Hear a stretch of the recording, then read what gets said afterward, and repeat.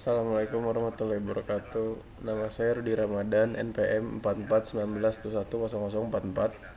Akan menjelaskan tentang tugas 2 dari mata kuliah APSI, yaitu menjelaskan salah satu perusahaan Indonesia. Yang saya akan jelaskan hari ini adalah PT Garuda Indonesia atau maskapai penerbangan yang cukup besar namanya di Indonesia. Sejarahnya dari Garuda bisa dijelaskan sebagai berikut. Ini mempersembahkan layanan penerbangan full service terbaik. Maskapai Flag Air Indonesia saat ini melayani lebih dari 90 destinasi di seluruh Indonesia dan berbagai lokasi eksotis di Indonesia. Dengan jumlah penerbangan mencapai 600 penerbangan per hari, Garuda Indonesia memberikan pelayanan terbaik melalui konsep Garuda Indonesia Experience yang mengedepankan Indonesian Hospitality, keramah tamahan, dan kekayaan budaya Indonesia.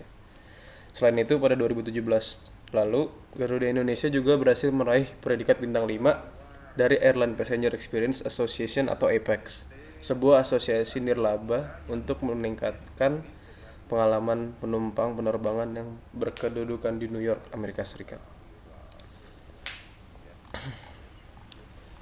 Visi dan misi dari PT Garuda Indonesia yaitu to become a sustainable aviation group by connecting Indonesia and beyond while delivering Indonesian hospitality.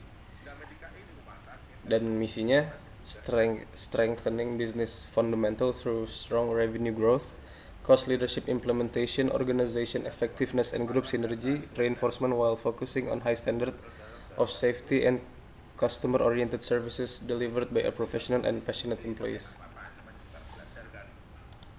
Beberapa penghargaan yang didapat dari maskapai Beberapa penghargaan yang dicapai oleh maskapai Garuda Indonesia yaitu Second Indonesia Corporate Branding PR Award in 2021 Transportation. Yang kedua ada 3-star for organization and corporate who has implemented safety culture programs within their organization. Yang ketiga ada CEO concerned about safety dan anti-bribery management system.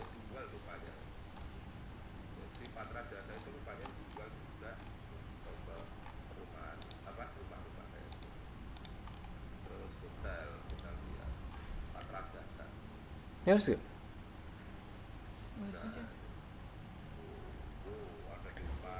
Dan saya akan menjelaskan tentang anggaran dasar dari Garuda Indonesia. Suatu perseroan terbatas yang didirikan berdasarkan Akta Notaris Nomor 8 tanggal 4 Maret 1975.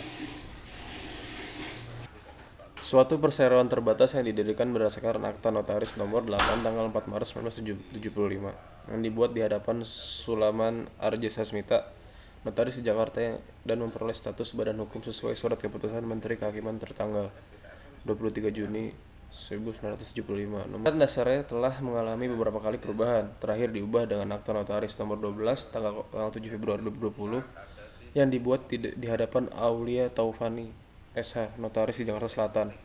Yang persetujuan perubahan anggaran dasarnya telah diterima dari Menteri Hukum dan Hak Asasi Manusia Republik Indonesia dengan surat keputusan nomor AHU bisa dibaca tahun 2020 tanggal 20 Februari. Garuda Indonesia adalah maskapai penerbangan Indonesia pertama yang bergabung dengan SkyTeam. Apa itu SkyTeam? SkyTeam itu aliansi yang beranggotakan berbagai maskapai besar di dunia ini siap untuk mengembangkan ruang lingkup di Asia Tenggara melalui Garuda Indonesia. Dengan bergabungnya perusahaan penerbangan terbesar di Indonesia ini, SkyTeam menambah deretan kota-kota terbesar di Indonesia, termasuk Surabaya, Denpasar, dan Medan, ke dalam daftar panjang destinasi SkyTeam. Keuntungan yang diperoleh dari kerjasama ini bukan hanya akses yang lebih besar, tetapi juga frekuensi penerbangan dan konektivitas rute. Sekian penjelasan saya hari ini tentang salah satu perusahaan besar di Indonesia. Kurang lebih mohon maaf. Wassalamualaikum warahmatullahi wabarakatuh.